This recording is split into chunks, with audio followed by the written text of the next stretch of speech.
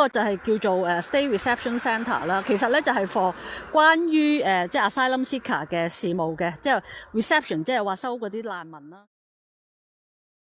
咁咧，我而家咧喺一個 State Reception Centre 嘅 Complaint Management 嘅部門嗰度啦。咁咧就唔係 complaint 部門嘅人接觸我喎，而係HR 嘅人啦、receptionist 啦，同埋啲古靈精怪嘅人咧，突然間走嚟呢一度咧，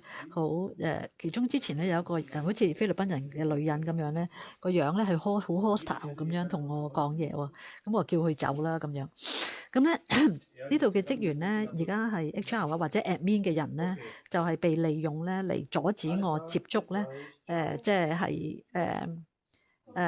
我應該接觸嘅人嚇。咁咧就於是咧。我嚟到呢一度咧，往往即係嚟到呢啲地方咧，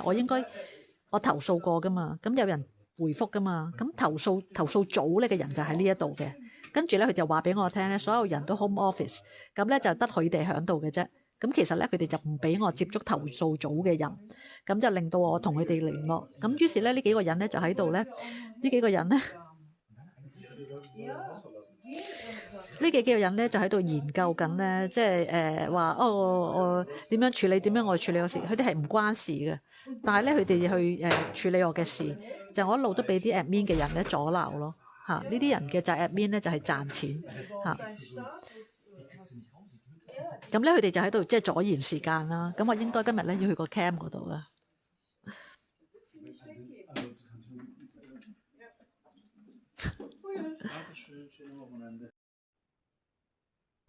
咁咧，我嚟咗呢個 reception centre， 因為一個complaint department 嚟嘅。咁咧就有前線嘅幾個職員咧，就收咗錢咧，就話幫我啦。咁佢哋係一啲 HR 嘅人嚟嘅，同埋 receptionist。跟住咧就話揾人幫我，然之後咧就叫我等。咁咧就話咧有一個人咧係 from social service 嘅人咧，就係即係搭緊車嚟揾我啦。因為咧佢得閒嚟揾，佢得閒。咁咧而我話其實咧我之前寫個信嚟咧，有一啲complaint department 嘅人咧，佢知道嘅。咁你點解唔幫我聯絡嗰啲 complaint department 已經知道我嘅情況？佢用喺佢話係德文嘛，咁我話你打德文喺個 Google 裏邊，我想睇下而家呢一個人嚟緊係邊度嚟嘅，因為好多時咧係遠嚟嘅人咧，通常咧等於即係我喺警署嗰度咧，要等1個鐘頭先有 specific 嘅警察嚟咧，嗰個人咧係做你世界嘅，咁咧所以咧我就問呢個人叫咩名？佢喺邊度嚟？佢咩 department？ 我叫佢咧係話俾我聽邊個 website 係咩嘢？佢哋拒絕寫任何嘢喺我個電話嗰度咯。咁於是咧就知道咧呢個人咧係佢哋嘅連線，即係話俾錢佢哋嘅人咧，即係話香港政府啦。咁咧就幫喺呢一度揾嘅一個政府職員咧嚟見我，跟住咧就即係deny 我啊，或者咧係即係做大龍鳳啦。咁所以咧係咁樣通常咧喺遠咁樣走嚟嘅人咧係好危險㗎，其實係咁啊，所以咧我係準備離開。咁咧但係咧我之前有問佢究竟係咩人啊？請你寫俾我聽。佢話俾我聽嗰個人個名叫呢樣嘢，然之後係嚟自 social welfare department。咁我話咁係呢啲 social welfare department 咧好多時咧就會係 mental health 嘅人，咁咧就即係 label 我突然間走嚟咧係 mental health issue， 咁所以咧我就必須要離開，因為咧呢一個咧係一個好大嘅陷阱嚟嘅。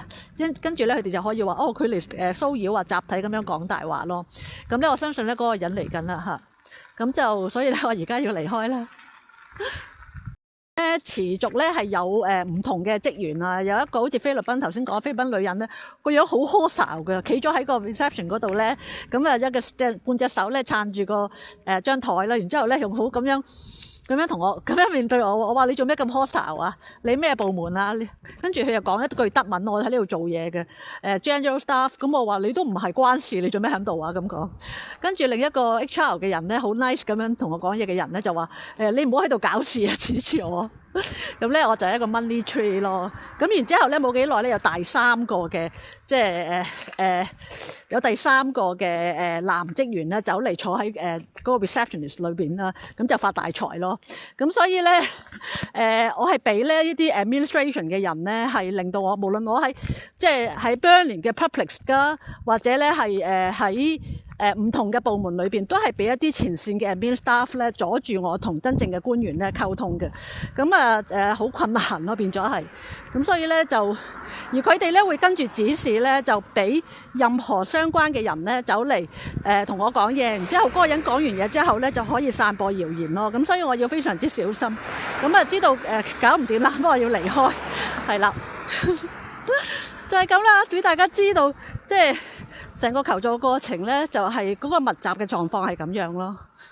個就係叫做State Reception Centre 啦，其實咧就係 for 關於即係 Asylum Seeker 嘅事務嘅，即係 reception 即係話收嗰啲難民啦。咁呢一個其實咧同默克爾18號，咁咧呢一個咧就同默克爾咧嗰個嘅喺大概10年前8年前嘅政策有關。911之後咧，全球出現恐襲啦，即係尤其是雙子塔冧咗之後，全球出現咗恐襲，咁咧就冇辦法解決，而且引起咧好大嘅恐慌，經濟咧係會受到即係好大嘅影響。咁所以咧喺歐洲咧，我諗咧嗰啲嘅當時嘅總理啊，或者係首相啊，或者係總統咧，就私底下傾好咗咧，大規模咧引入呢一啲嘅中東難民。咁咧引入咗之後咧，於是咧就混合咗喺一啲白人嘅社群裏邊之後咧，就減少咧自己人打自己人嘅狀況底下咧，就佢哋嗰個恐怖活動咧，就係大幅咁樣減少。咁咧呢一個咧係同英國咧以夷制夷咧嘅方法咧一路用緊咧係好唔同，即係咪好相似？就同美國咧係直接同你砌過咧，其實嗰個 ideology 好唔同咯。咁所以咧造成咗咧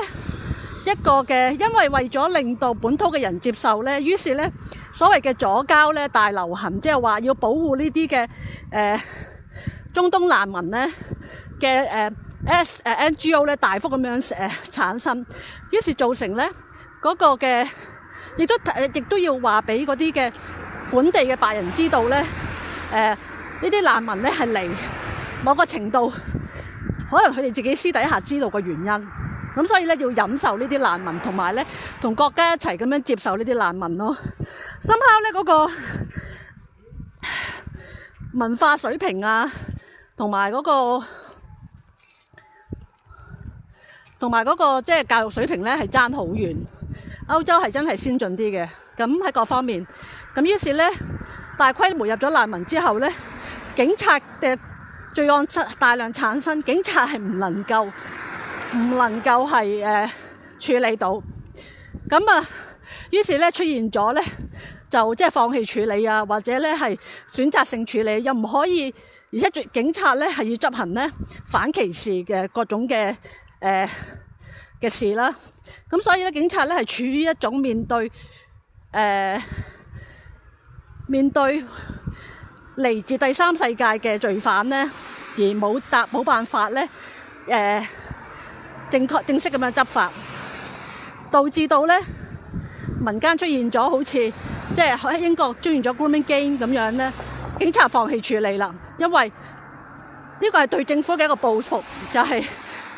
咁多 grooming gang 點樣嚟到啊？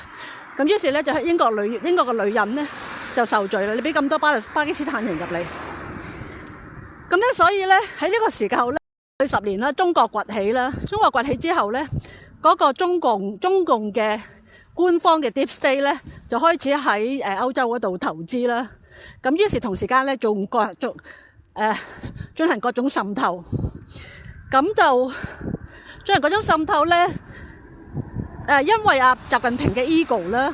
同埋其實係一種民族主義啦，或者咧或者係一種用愛國主義咧嚟穩定政權嘅方法啦。於是咧，佢哋做好多超限戰喺歐洲嗰度，就利用咧第三世界嘅新移民，咁咧就喺底層嗰度咧製造好多嘅罪案嚇。咁同時間咧對即係白人咧進行全面嘅意識形態再造，即係 demoralize 基層嘅白人，咁咧令到佢哋吸毒啊。咁喺基層嘅職員嗰度咧，好似頭先我見到嗰啲咧就係貪污啦。咁咧就好多錢嘅貪污。咁咧呢一種咧係成個關於humanity 嘅 collapse， 其實咧就係因為中國嘅強大。咁但係呢件事係咪唔好咧？係一個過程咯，因為我哋見到中國年青人咧開始係覺醒。而而咧優質嘅文化開始輸入中國。而家咧就喺嗰個嘅物質上高，即係一路咁多呢20年就喺物質上高，然之後下一步咧個和平演變咧就喺個人嘅思考裏邊嚇。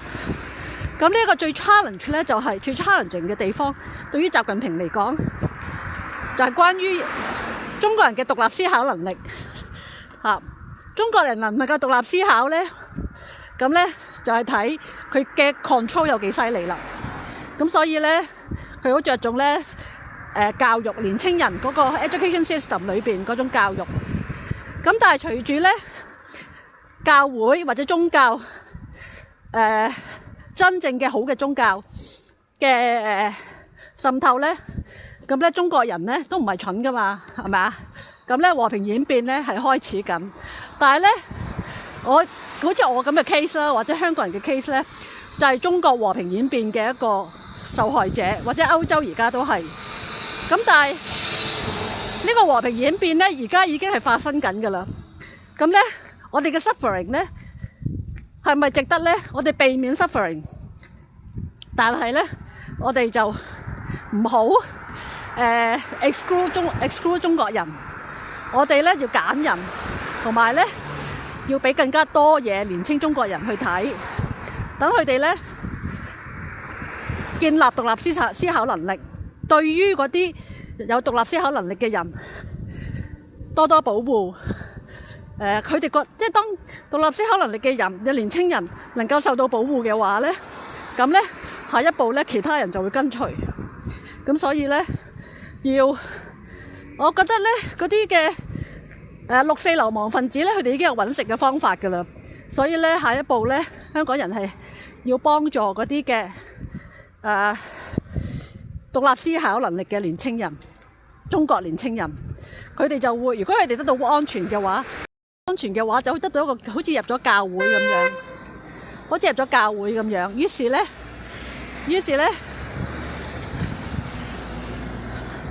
其他人就繼續入教會，咁咧中國嘅和平演變就會開始。而咧可能咧